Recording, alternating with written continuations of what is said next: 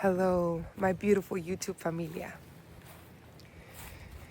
You know, when I started to come on here in this way in January of this year, there was something that came alive in me in showing up daily, or as often as I could, but it was almost daily, recording videos, sharing what was on my heart, sharing parts of my story, sharing the teachings that deeply have transformed and are pillars for my life, sharing what is true to me now, the lessons that I'm even learning in the moment, the healing that may be happening in my mind. I would come on here and share every single bit of it. And that in itself is so healing. And so I share this now because not only do I want to keep up with my showing up here. I mean, I just haven't done it so consistently in the last couple months because other endeavors and projects have come to the forefront. And yet, this part of what I do is so valuable to me because I connect with you, I share my heart, and I become an example of what you, on the other side of the screen, of what you can be, do, share of your story, of the things that you're good at, of your skills. For most of you who are on here and are following me, you know my name. But if you're new here, my name is Stefania, but you can call me Steph. And this page is called Spirit-led Steph because most of my life, it was ego-led Steph. Even though I didn't know it, right? Like, it was just how most of us live.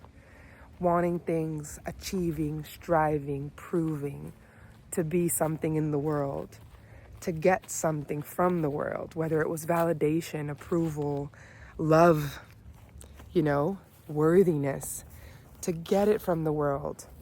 Maybe at the beginning it was getting it from parents or even siblings. And then that transformed into getting it from potential partners and then getting it from the stage because I was a singer, performer, and singer-songwriter. I did this professionally for many years. Something I loved, I was very good at, and I felt the world needed to know who I was and like my value. But then I got to a point where I was like, really? Is this everything I'm going to do? Am I just going to be doing this again and again and again and trying to, I'm not trying to diminish or even, diminish the value of the music I made in that time and at the spaces where I was at. They came from honest, pure, loving places of empowerment and wanting to empower women and share the journey of heartbreak and all these things. But my heart cracked open. I began to question what God was. I got to a point of burnout in my career where I was just, because I had lived so long trying to get to this point, to get there. We all know, right? That imaginary there that we all get. That somehow means we've made it. That somehow means we've figured it out. We got it. We are now officially successful. It's funny to think about now because those concepts are so different in my psyche and in my mind and in my heart now. It's just so different. But it's beautiful to be on the other side and be able to share it here on what officially, happened, the transformation that had to happen within me and within my intention and why I was showing up in life and showing up on a stage 444. The why, which is very different from the why that I have now and why I'm showing up here, right? Not for validation. Sure, if you resonate and this this aligns with you, or there's some golden nugget, something that is of value for you, then beautiful, because we're vibrating, we have something to gift each other, right? But if you're not, then that's okay too. No longer needing to prove or strive or trying to be anything specifically in the world. Rather just be an instrument of love, an instrument, a vessel for God, and restoring really the relationship that we've all, quote unquote, sort of broken with God. And not this God in the sky, right? Like, that's part of the brokenness of the relationship, of making God into some sort of personified thing. And I get it that at a time that needed to work 555 for us to receive and make sense of God, right? But through our own egoic mind and thinking and thought system, which was so pervasive and literally was how we lived and survived, even in the days of when Jesus was around and before then, even after then. I mean, just the ego has run the system. And when we say we're awakening, is because we're awakening to the truth of who we are, which is not that. But yeah, we've created this concept outside of us, separate from us. And language also sometimes can be misleading, or the way we interpret it, right, can be misleading because we have to identify it, right? God or the Father. And that in itself gives an image that, although metaphorically is very beautiful because it's of a parent and a child, sometimes can confuse us about the relationship as if it was outside of us. And in my experience and what I've come to discover, when I laid all my desires down and I surrendered because I was so burnt out from trying to prove my talent and my worth to the world, from trying to please and be something even in my relationship, from trying to be something for others and just be quote unquote loved, I discovered that, God is something that is so much outside of our even experience, in the sense of like the physical. It's beyond physical, beyond this world. And yet, he reaches us. It's like something's been planted in us, this voice within, this compass that is always guiding us back to God, to pure love, to the great I am, to beingness, to freedom, to liberation, beyond concepts, beyond roles and things that we do in the world to achieve that worthiness and wholeness. And really, it is in the releasing, in the letting go, and the deconstruction of all these concepts that we achieve, or not even achieve, that we, because it's not like we're getting it at a point, right? We realize it gets revealed because we've unblocked, we've taken all these veils off of what we think we are, of what we think the world is, of what we think our brothers are. And as we go healing and releasing these layers and veils, the truth, the pure, like diamond, right, comes to surface like a fountain, and it starts to reveal itself because it's been in us, because we are of God. We are made of love. Literally, like, why do you think we want happiness? Why do you think we want wholeness, to feel whole, to feel loved, to feel at peace? Why? Tell me in the comments, why do we want that?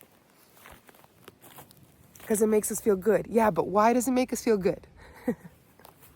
This was a huge question, a huge sort of like thing that came to me, in in my awakening, just in regards to, because I'd gone through this idea of like, no, there's no point to, sort of like that, there's different philosophies and approaches to life. And one of them, it's like all is random. Everything's at random. Like there's no real cause of anything and everything's at random. And so, I went through that understanding and many other understandings as well, to finally reach my own true understanding, nobody else's, through my own experience of seeking out truth, of releasing the concept of who I thought I was. And then I was revealed the truth. I had an experience, and there is nothing that can ever change the truth that I experience. It has forever transformed me internally, right? Like my heart cracked open and I am anew. 1101 as I say that. Yeah. So why? Back to the question. Why do we value happiness? Why are we striving to be at peace? Why are those things important to us? And because I have an answer to this, but I would love to hear what comes to you when I ask this question. Leave it in the comments. Why do you think we value happiness, or we strive for peace, wholeness, kindness? What's the point? Because it helps other people. Yeah, but why? Why aren't we just not giving a crap about what we do? Why don't we just live randomly and do whatever we want? Why don't we just do, why do we strive? Why is there something? What's the compass? And it's not about right or wrong, but about actually attaining or reaching the state of peace and happiness. So I'm going to share what was revealed to me, 12/12. And then you guys can let me know what you think. We want these things, not only because they feel good. That's somebody in my Course in Miracles group, which, by the way, I have. And if that ever feels like a call or a nudge to join a Course in Miracles group and go deeper into the beautiful, practical, deep, radical teachings of A Course in Miracles, the mystical teachings of Jesus, join us. I'll put the information below and you can check that out. It is a loving, safe space. So yeah, you can check out that information. I'm checking out some little birdies flying by. So what was I saying? Oh, right, back to the answer. And this is how I'll leave you off in this video. We desire these things. We want these things. We do everything in our power to achieve these things and all the things we seek in the world, because ultimately that is what we really want. And it is what we really want because it's where we come from, because we recognize it. Because when we feel happiness, we enter the state of knowing ourselves. Because when we are at peace, we see truly. And so there is a recognition within us that is so innate, such a part of our essence. And this is why we seek these things, because those things are our home. Those things are where we feel full, whole, at one. That is what's happening. I have a little visitor. And so we are recognizing the true gifts of God, the true characteristics of the kingdom, because that kingdom is ours. It is home. That is home. They say home is where the heart is. The truth is, home is where these things are, and these things are found within. And if these things are home, then, and these are the characteristics of God, when we've truly learned who God is, then what does that say about God and our home? I leave you with that question. Just wanted to share what was on my heart today. Sending you all so much love. If you're interested in the ACIM Course in Miracles group, it's a weekly meetup, open to all. There's no charge, but we are open to love offerings and give what you can, what you think is right. And let me see if there's anything else I'm forgetting. Oh, worship yoga. You know, if that's something that interests you and you can find out more about it, I'll leave the link below as well. So much love for you. Hold on, is there anything else? Oh yeah, and if you want to go deeper and you want to do one-on-one sessions when it comes to your awakening, to your walk with Christ, outside of dogma, outside of institutions, let's talk about it. Let's chat. We can jump on a call and see if it aligns. Yeah, we're here to walk together. We ultimately walk together, whether we choose it or not. All right, so much love. See you next time.